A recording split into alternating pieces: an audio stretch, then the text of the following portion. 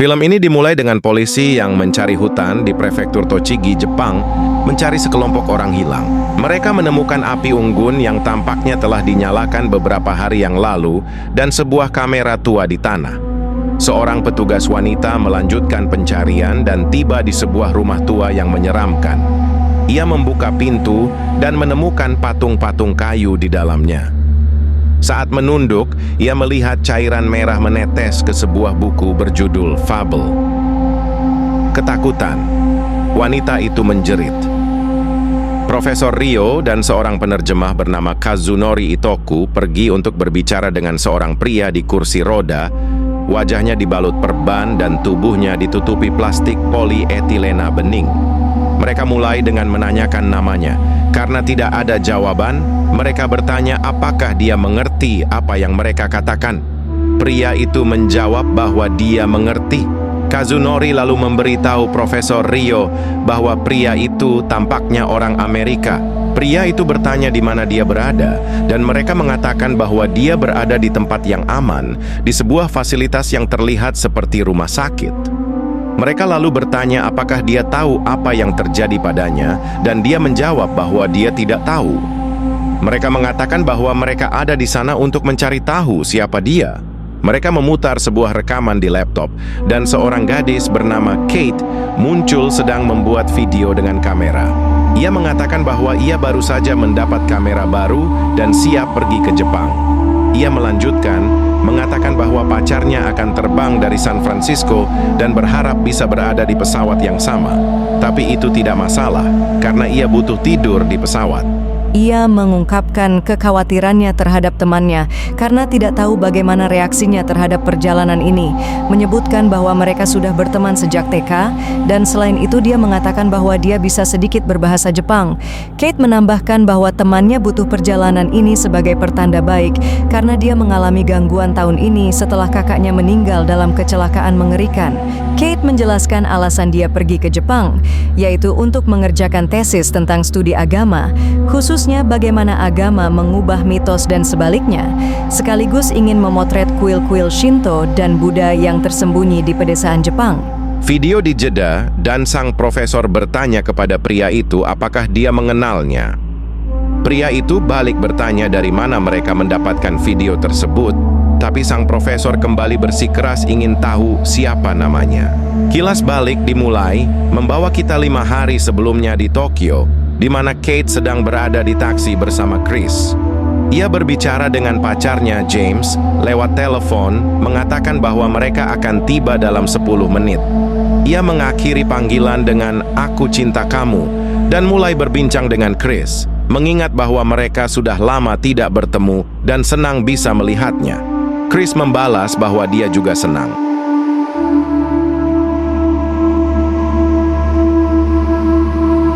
Mereka tiba di hotel dan melihat James menunggu di depan pintu. Ia menyapa Kate dengan ciuman dan menjabat tangan Chris. Mereka dibawa ke kamar masing-masing dan kemudian pergi menjelajahi jalanan Jepang. Chris menggunakan kamera untuk mengabadikan momen mereka, mengambil foto dan video selama perjalanan, terutama memfokuskan pada Kate. James, pacarnya, memperhatikan ini dan membicarakannya dengan Kate. Dan kembali di hotel, James mengatakan bahwa dia tidak menyukai Chris. Kate bertanya apakah dia cemburu, dan James menjawab ya. Ketika ia bertanya sudah berapa lama mereka berteman, Kate tidak menjawab lalu mencium James. Keesokan harinya mereka berkemas dan naik kereta untuk perjalanan. Di dalam kereta, James bertanya kepada Chris bagaimana dia belajar bahasa Jepang dan sudah berapa lama dia berteman dengan Kate. Chris menjawab bahwa dia belajar karena memang ingin sekali datang ke Jepang. Namun, dia tidak bisa menjawab pertanyaan kedua. Kate melepas headphone-nya dan bertanya apa yang mereka bicarakan, dan Chris mengatakan bahwa mereka sedang membicarakan dirinya. Adegan kembali ke Profesor Ryo dan Kazunori bersama pria yang terluka, menunjukkan bahwa dia mungkin pacar Kate atau Chris yang sedang menceritakan kisah ini. Kamera kembali ke kilas balik saat mereka tiba di sebuah lingkungan di Jepang. Kate merekam kenangan bersama Chris saat Chris berkata bahwa dia merasa seperti orang ketiga. Kate mengatakan bahwa ini hanya untuk 1 malam. Chris setuju dan melanjutkan membongkar barang. Mereka pergi jalan-jalan lagi dan mengunjungi toko barang antik yang menjual artefak Jepang. Mereka mencoba beberapa artefak dan Kate menemukan Book of Fables. Ia mengambilnya dan membukanya, menemukan gambar sebuah kuil yang indah. Ia memanggil Chris dan bertanya apakah dia bisa membaca tulisan di dalamnya. Chris mengatakan bahwa itu tampaknya seperti buku harian dan menyebutkan tentang makhluk penipu yang bisa berubah bentuk, setengah wanita dan setengah rubah. Kate bertanya apakah mereka bisa menemukan tempat itu, dan Chris yakin bisa. Mereka menuju ke kasir untuk membeli buku itu, tapi penjaga toko tampak terkejut melihatnya. Ia segera bertanya dari mana mereka mendapatkan buku itu. Chris mengatakan dia menemukannya di rak, tapi penjaga toko mengatakan bahwa buku itu bukan pilihan yang baik dan tidak untuk dijual. Kate yang kecewa menyuruh Chris untuk menanyakan berapa harganya, tapi sebelum Chris sempat bicara, penjaga toko menyuruh mereka pergi karena toko akan ditutup. Kate bertanya kepada Chris apa yang terjadi, tapi dia tidak tahu apa yang salah.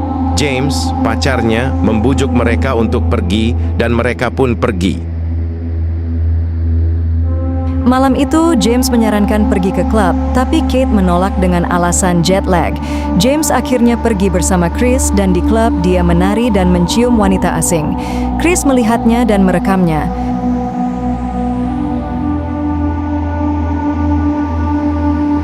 Kembali ke Profesor Rio dan Kazunori, mereka kembali bertanya pada pria itu apakah dia tahu siapa dirinya.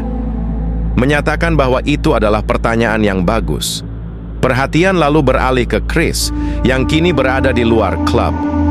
Ia kembali ke toko tempat mereka sebelumnya dan melihat buku dongeng. Ia mengambilnya sambil tersenyum, berpikir bahwa Kate akan menyukainya. Seorang anak laki-laki mendekat dari belakang dan bertanya apakah ia bisa membantunya. Chris terkejut, lalu tersenyum dan bertanya apakah anak itu bekerja di sana. Anak itu menjawab ya. Chris lalu bertanya apakah ada orang dewasa di sekitar, dan anak itu mengatakan bahwa dialah orang dewasa itu, menyebutkan bahwa usianya hampir 9 tahun. Chris setuju dan mengatakan bahwa ia ingin membeli buku itu. Kemudian kita melihat Chris meninggalkan toko dengan buku tersebut. Ia pergi ke sebuah bar untuk minum dan bertemu dengan seorang pria yang mengatakan bahwa kuil itu sangat terkutuk dan bisa membuatnya sakit. Pria itu memperingatkan Chris untuk tidak pergi ke sana dan mengatakan bahwa masih banyak kuil lain di Jepang. Chris mengabaikan peringatan itu dan bertanya kepada pemilik bar di mana ia bisa menemukan kuil tersebut. Ia pun mengetahui bahwa kuil itu berada di atas desa pemilik bar di pegunungan. Ia meninggalkan bar dan mencoba membeli minuman di luar ketika koin-koinnya jatuh. Saat ia membungkuk untuk mengambilnya, seorang wanita tunawisma muncul dan ikut membungkuk mengambil koin-koin itu. Melihat wanita itu memiliki bekas tanduk di kepalanya, Chris ketakutan dan melarikan diri. Ia dihentikan oleh sekelompok pria yang mengenakan topi keranjang di kepala mereka. Setelah itu, Chris kembali ke penginapan dan meletakkan buku itu di rak, tempat Kate dan pacarnya sedang tidur. Sebuah tangan monster turun dari atas untuk mengambil buku tersebut, memicu serangkaian penglihatan. Chris terbangun keesokan paginya, menyadari bahwa semuanya hanyalah mimpi. Saat membuka matanya, Kate duduk di depannya dan tersenyum sambil membaca buku yang dibawakannya. Ia bertanya bagaimana Chris mendapatkannya, dan Chris menjawab bahwa itu cerita panjang. Ia mengatakan bahwa ia bisa menemukan kuil itu, dan Kate tersenyum lalu mereka memulai perjalanan mereka.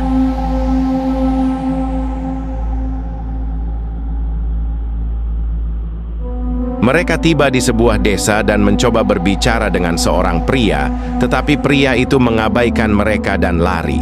Mereka naik sedikit dan menyapa seorang wanita yang membalas sapaan mereka. Mereka bertanya, apakah ada penginapan di sekitar? Wanita itu melihat sekeliling untuk memastikan tidak ada yang memperhatikan, lalu menunjuk ke sebuah restoran di atas bukit, mengatakan mereka bisa mencari kamar di sana. Seorang pria tua memanggil mereka dan bertanya mengapa mereka datang ke desanya. Chris menjawab bahwa mereka ingin melihat kuil, dan pria itu mengatakan mereka bisa pergi sendiri. Lalu pria itu menyebutkan bahwa tempat itu bernama Kuil Hitoshi. Ia bercerita tentang seorang anak bernama Hitoshi yang dinamai dari kuil tersebut. Saat masih kecil, Hitoshi mengunjungi kuil itu dan mengalami beberapa penglihatan. Pria tua itu berkata bahwa anak itu turun dari gunung sambil memegang matanya sendiri. Kate bertanya maksudnya apa, tapi Chris mengatakan ia tidak tahu dan berterima kasih sebelum pergi bersama yang lainnya.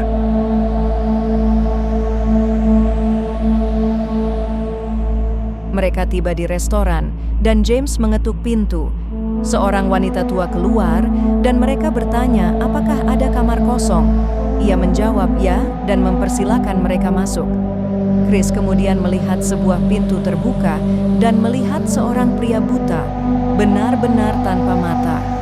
Pria itu menatap ke arah Chris dan Chris lari ketakutan. Malam harinya, Kate dan pacarnya James bilang mereka akan jalan-jalan. Kate bertanya pendapat Chris tentang tempat itu, dan Chris mengatakan tempat itu bagus. Saat sendirian di penginapan, wanita tua itu datang membawa selimut untuk Chris dan mengundangnya minum, mengatakan bahwa biasanya malam di sana dingin. Saat mereka minum bersama, Chris bertanya tentang kuil.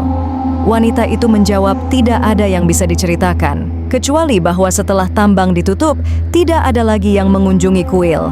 Saat itu ia berusia 17 tahun. Ia kemudian pamit untuk menyiapkan tempat tidur. Chris mulai memotret ruangan ketika melihat anak laki-laki yang menjual buku dongeng kepadanya. Ia bertanya apa yang dilakukan anak itu di sana, dan anak itu menjawab bahwa itu adalah rumahnya, dan ia telah sering ke desa itu sejak kecil.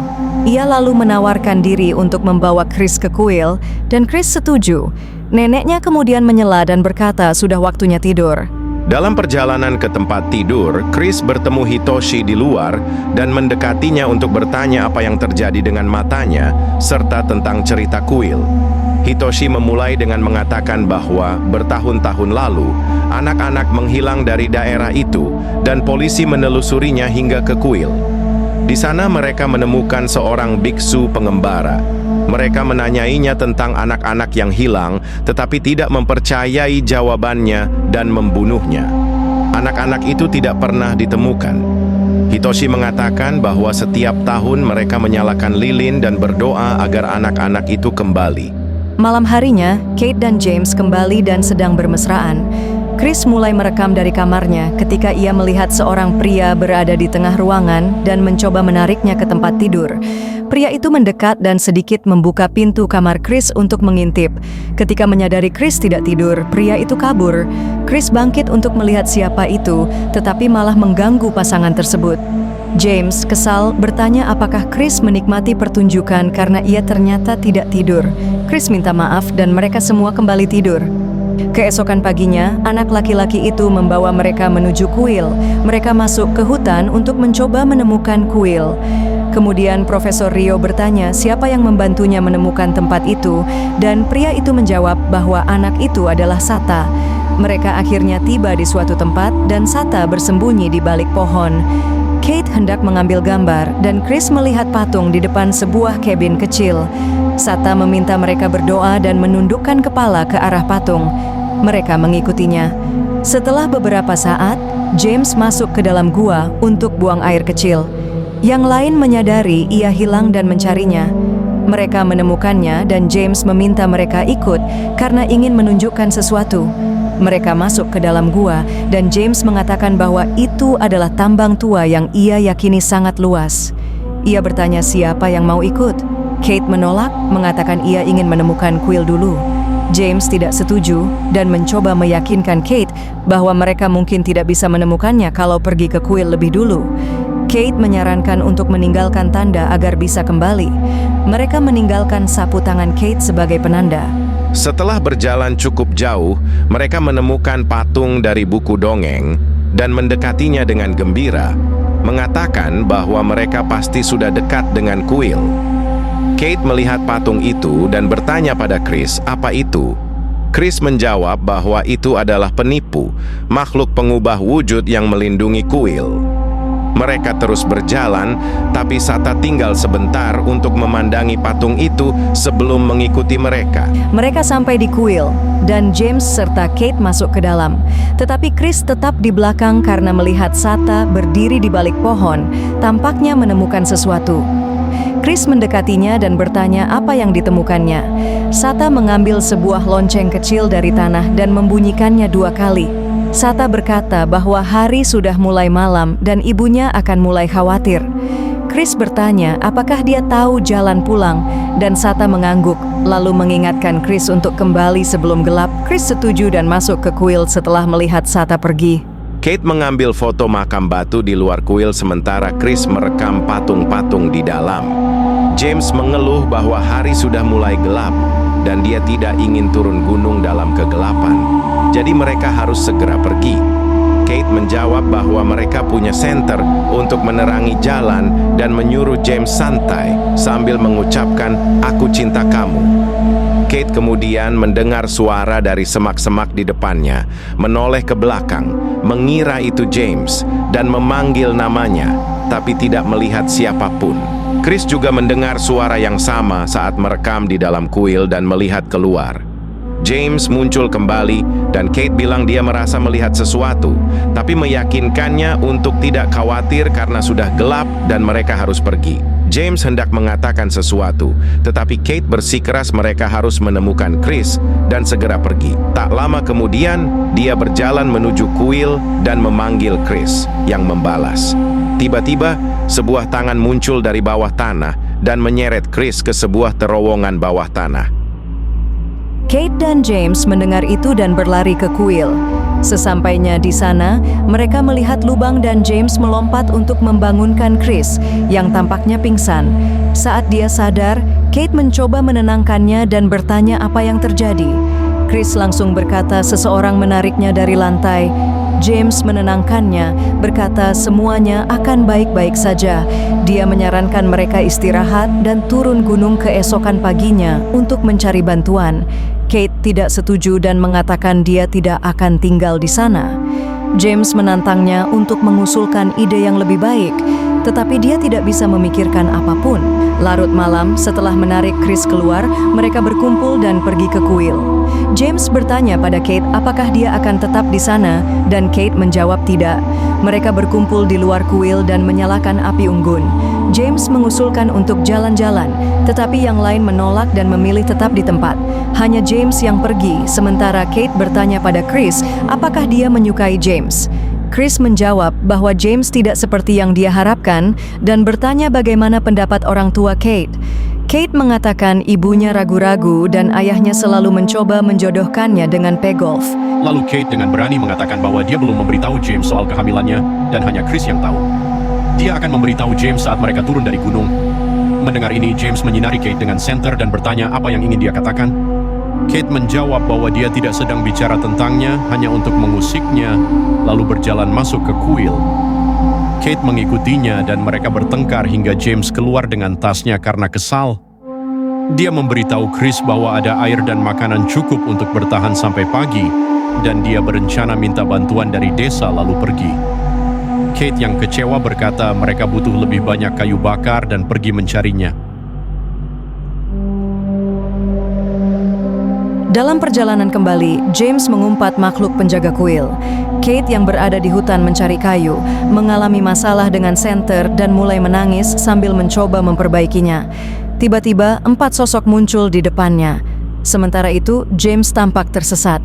Kate kembali dengan mata berlinang air mata, berkata bahwa senternya rusak dan tempat itu terasa aneh. Mereka lalu berbaring untuk tidur. Kate melepas jaketnya dan menutupi mereka berdua sambil berpelukan. Beberapa menit kemudian, Chris mendengar suara geraman dan menoleh. Tapi kemudian kita kembali pada James yang masih tersesat di hutan, tampak berjalan berputar-putar. Dia kembali menemukan patung makhluk penjaga dan menatapnya tak percaya. Tiba-tiba dia sadar patung itu sudah tidak ada. Dia menyorot sekeliling dengan senter dan melihat monster yang bisa berubah bentuk tepat di belakangnya. Ketakutan, dia perlahan mundur. Kate langsung terbangun mendengar suara dari kejauhan dan memanggil James, berkata bahwa James membutuhkannya. Chris yang tak bisa bergerak mencoba menghentikannya, tapi tak bisa. Kate pergi mencari cinta sejatinya. Monster mulai mengejar James hingga dia terjatuh dari bukit dan tergeletak di tanah. Chris sekarang melihat sosok aneh duduk di dekat api unggun, lalu berdiri dan mendekat. Chris bereaksi cepat dan menyeret dirinya masuk ke kuil, lalu mengunci pintu. Dia dikepung monster. Dia lalu melihat cahaya lentera ajaib di kejauhan dan mengikutinya sambil memanggil nama James. Monster kini telah mencapai James, meletakkan tangan di tubuhnya sementara James gemetar ketakutan akan dimangsa. Kate kembali mendengar suara tangisan dan mengikuti ke gua yang sebelumnya ditemukan James. Dia masuk lebih dalam sambil berteriak, berharap ada yang menjawab. Chris di kuil menyadari bahwa tangan yang menariknya sebelumnya menyerupai tangan manusia yang kini muncul lagi dari lubang tempat dia jatuh. Bersandar di pintu, dia melihat 6 anak muncul dari tanah dengan pandangan kosong. Kate yang kini sangat dalam di gua terus meneriakkan halo sambil berjalan dan mendengar suara tangisan, tak menyadari ada monster di belakangnya. Sementara itu, Chris diserang oleh anak-anak tersebut yang kini memiliki gigi menyeramkan. Mereka menyerangnya dengan ganas dan mulai memakannya. Kembali ke Kate, dia berjalan lebih jauh dan melihat James berlutut di kejauhan. Dia berlari menghampirinya dan menemukan matanya hilang serta tubuhnya berlumuran darah. Dia berlari kembali, langsung terjatuh, lalu bangkit dan berlari keluar gua sambil menjerit minta tolong. Dia kelelahan setelah berlari cukup jauh. Dia sampai di ujung jalan buntu dan berteriak meminta pertolongan, lalu jatuh berlutut sambil menangis. Chris kini berteriak dan menangis di dalam kuil. Adegan berpindah ke masa kini bersama Profesor Ryo, Kazunori, dan beberapa orang lainnya. Mereka memberitahu Chris bahwa alasan dia ada di sana adalah karena mereka mencari Kate dan membutuhkan ceritanya. Mereka memanggilnya Christophorus. Chris lalu bertanya mengapa Sata ada di rumah sakit bersama mereka, dan Profesor malah bertanya siapa itu Sata. Chris mengatakan bahwa dia adalah anak dari desa yang membawa mereka ke kuil dan bersikeras bahwa dia ada di lorong rumah sakit. Mereka mengatakan tidak ada anak seperti itu dan kembali bertanya apa yang terjadi pada Kate. Chris mulai mengingat semua tempat di mana dia melihat Sata, tetapi kini anak itu mulai menghilang dari ingatannya. Profesor Ryo kembali bertanya di mana Kate dan mengatakan bahwa mereka tahu Chris membunuh James dan ada bukti video yang mendukungnya. Chris tidak menjawab hingga Profesor Ryo menerima panggilan dan berkata, Chris tidak akan mengungkapkan apapun. Chris lalu melihat Sata di ruangan itu dengan mata buta berwarna hitam, seperti anak-anak buta di kuil. Seketika, Chris bereaksi, berdiri, menusuk leher Kazunori dan melarikan diri. Adegan terakhir menunjukkan restoran di sekitar kuil tempat mereka menginap, memperlihatkan sang nenek menyalakan lilin dan menatap foto 11 anak, termasuk Sata di dalamnya. Itu dia alur cerita film Mereka Tak Pernah Pulang dari Kuil Terlarang, One, film horor Jepang terseram yang bikin merinding versi kita. Kalau kamu suka film penuh aksi dan emosi kayak gini, jangan lupa like dan subscribe karena masih banyak cerita keren lainnya yang bakal kita bahas. Sampai jumpa di video selanjutnya.